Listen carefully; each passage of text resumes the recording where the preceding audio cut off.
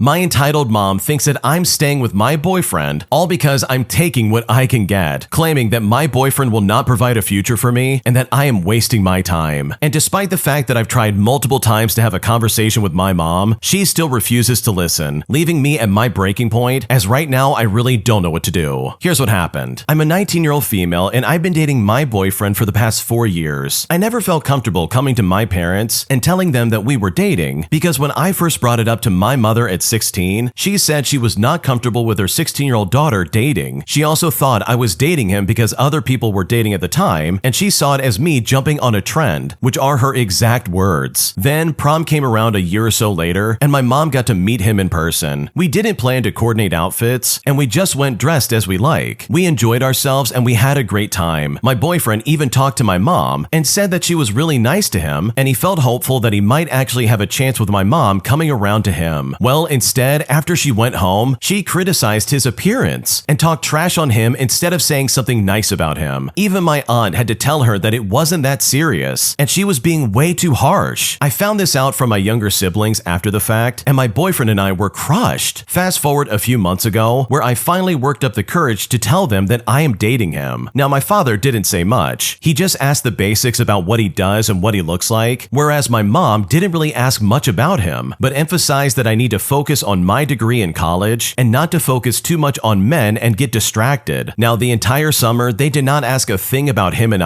my mom always asked how my friends were doing ever since I was young, so I thought he was just gonna be an addition to her questions. Instead, she asked about my friends, even one that she never met, but nothing about my boyfriend. By this point, my boyfriend and I are planning on living together after college, talking about marriage, kids, how we would handle the bills, etc. So to see that they don't care about someone who is so deeply involved in my life up to this point just seriously hurt me, and I decided to confront them about it. And what happened next honestly just blew my mind. I asked my parents if they cared if I mentioned my boyfriend to them, and my father said that he was just focused on my education and that dating and school does not mix. I mentioned that we've been doing this for the past 4 years and it's been working really well, but when I said that, he didn't really have anything to say, and my mom did not want to get into it at the time, but we talked about it 2 days later. Well, my mom said that she was not impressed with his line of work and that he should be doing better. She asked me what he's doing to work on it, and I said he's trying and he just needs time to figure out if he wants to go to college or stay in his line of work because he doesn't have the support from his family financially like I do. For reference, my boyfriend does work at a warehouse. She judged his family for not helping him in the way that they do for their family, and that he needs to have some kind of formal education. Now, by this point, I didn't elaborate, and I just said things as plainly as I could because I did not want to give her too much information or details. I feel like it's our business, and she doesn't need to know everything. My mom also said that she expected better of me. She asked me if I wasn't interested in anyone else, and I could look around and see if I truly wanted to settle down so young with my boyfriend instead of finding someone better, because apparently my feelings could change for him, and then I would be stuck with him. She even said that she raised me to be a certain way and expected me to have higher standards than be with someone like him. She assumed that I thought that I had low self-esteem and was just settling with him because she believed that I felt like he was all I could get. And again, this is her actual words that she said to me. And when she said this, I was shocked and I felt disrespected even up until now. She then asked if I even knew how expensive things were. And I said, yes, we've talked about living together after I'm done with school. And trust me, she was shocked to hear that. Like, she literally couldn't fathom me moving out to live with my boyfriend of 4 years. She was also shocked to hear that I was hanging out with him while I'm at school and inviting him to my place or even going to his. She felt like I was being sneaky, all because I never told her about any of these things. And she thinks that I'm going to go behind her back and drop out because that's what my older sister did. But despite me explaining that I want my degree and he won't mooch off of me, she still didn't believe me. She wrapped it up by saying that if he wants to be in my life, he needs to do better and actually get a career to provide for me because times and things are tough and I do not need to struggle in life. So right now, I feel so aggravated and alone. My younger siblings, my friend, and my boyfriend are on my side, but I just want to hear a nuanced answer to see if I'm in the wrong or if I'm misinterpreting something as well. I tried to keep it as cut and dry as possible, which led to this being super long, but I still feel like I didn't cover everything. What should I do? Honestly, I can kind of understand your mom's concerns, but the fact that she's dismissing your boyfriend entirely and not even giving him a chance is honestly so disrespectful. Like, for starters, he is only 19 years years old, so there is a lot of time for him to figure his life out and get a career going. So for her to be like, wow, I can't believe you want to live with him, while also implying that you're only settling because you can't get anyone else, like all of that is so rude and disrespectful and completely inappropriate. So in my opinion, I think you have every right to say that you want to live with your boyfriend. The two of you clearly love each other, and it sounds like the two of you want to figure this out together. And it's also not as if you can't find someone else if this doesn't work out. Like the way your mom is talking to you is so definitive, it's honestly not even funny. It's mostly just annoying and incredibly frustrating. So honestly, I think your mom is definitely the jerk here because the way she's acting is incredibly entitled. If you like Am I the Jerk, you're probably going to love Am I the Genius. Check it out, link down below in the description. Also, go to amithejerk.com/submit if you would like to submit your own stories. My longtime friend looked after my house and my dogs while I was overseas on holiday with my fiance, but when we came back, the house was very messy, to the point where I'm incredibly frustrated that he didn't do a better job of keeping after things, and I'm now wondering if I need to have a conversation with him about the way he treated my house. Here's what happened. So my fiance and I just took a 6-week holiday overseas, and a couple months before we left, we asked my close and long-term friend if he could house sit and look after our 2 dogs. He said no problem, and we wanted him to do it as I've always thought that he's been a clean and responsible person. Also, he is currently dealing with some family sickness issues, and him staying at our house also meant that he would be much closer to the people important to him. But when we returned, we found a pretty large mess, and also some other weird things, despite him not telling me about any issues besides the vet visit, which is explained below. Now, before I go into detail, I am still super appreciative of him for still looking after the house and the dogs. And also, I think it is important to note that one of the dogs had to go to the vet a week before we got back, as she got a pretty bad cut on her foot, and he dealt with that properly. And just to be clear, the dog issue is not his fault. It was honestly just something that happened out of nowhere. So we left him with some important notes on what to do with the dogs and some general house stuff. I was also reachable the whole time overseas and checked in with him a few times just to see how things were, and each time he said everything was fine. We did as much as we could before we left, just to make his life as easy as possible. We made the house spotless, stocked up on dog food, treats, toys, left snacks and drinks, cleaned the bed sheets and the towels, and everything else that we could think of. Before we left, he came over and ran through all the important stuff in person. Now, some of the stuff was that we know the dogs can make a mess, as one of them sheds like crazy, and that we have a broom to give the main floor a quick sweep, and we do that once every day or two. Also, when it is rainy, we put down towels where the dogs come in and out just to stop them from making too much of a mess. This is important due to the time of year, and we expected there to be a lot of rain whilst we were away. Well, when we got home, it looked like he had not cleaned the floor in at least 3 to 4 weeks, and found that he had used the vacuum at some point, but didn't empty it, and it just jammed up. We also found some dried up blood on the floor from when the dog had her little accident. There was also a lot of dirt in general, and some couch cushions had to be thrown away as they were far too gone, and they were also super cheap, so it wasn't really a problem. But honestly, that's kind of okay, and it really is a situation where we think, no worries, it's our dog making the mess, so it's no biggie, and we can just clean all of that up. But then there's some weird things that definitely was not caused by our dogs. We first found that he had trimmed his beard in our in-suite and left hair all through the sink, and we're not sure why he was using our in-suite, as he had had a full bathroom to use. He left the toilet in not a terrible state, but it definitely had not been cleaned at all, and we also found toenails by the bedside table in the room that he was staying in, and we realized we're missing some glasses and bowls. A vegetable peeler was broken. Our brand new washing machine has a damaged seal inside, so it's now leaking and needs to be fixed. He left a lot of cookware that was not cleaned properly, and our air fryer drawers in a terrible state. The power to the oven was tripped off, but the dial was still on. And this is all amongst some other very minor stuff that just kind of adds up. But the largest issue, though, is that as we explained to him, my fiance is severely allergic to nuts, and he cannot eat that product in our house. Well, we found a box of unopened cereal in the cupboard with nuts, and when I asked him about this, he said he brought it and realized what he did, so he didn't open it, but I'm not sure why he didn't just take it with him, along with a few other food items that he had bought. Also, when I emptied the garbage, I found a wrapper at the bottom of the bin, not in the liner itself, for a protein bar with peanuts. Unfortunately, during our trip, my fiance started experiencing bad anxiety over food, and is now anxious at home, because we can't be sure that he didn't have things with nuts in the house, and especially in the cookware. Also, just as a note, he left the house before we got back, as we got home at around 11 o'clock p.m. So again, we don't care about anything related to the dogs making a mess, but I feel like he should have at least cleaned up after himself properly. properly. So anyways, I have spoken to my fiance at length about this, and my fiance believes that it isn't worth bringing up and to leave it be and accept that he did the most important things when it comes to looking after the dogs. However, I am torn because he is supposed to be in the bridal party at our upcoming wedding, which is 8 months away, and I feel a bit frustrated with how he had left the house. My fiance-to-be said that this is probably an issue with my expectations being too high, especially with what he was going to do, and I accept and agree with that, and maybe he just isn't the cleanest person I thought he was. However, I'm also slightly concerned that maybe his mental health has declined, and this is a part of the reason for his behavior. So at this point, I don't really know whether to bring it up or not, because all of this is seriously still so frustrating. Honestly, I want to first say that I completely understand where you're coming from. He made a mess, and he allowed a mess to get out of control pretty quickly. And sure, maybe the dogs was like a losing battle, so he kind of gave up, but for him to be eating peanuts in your house and to be so messy and just leave it like that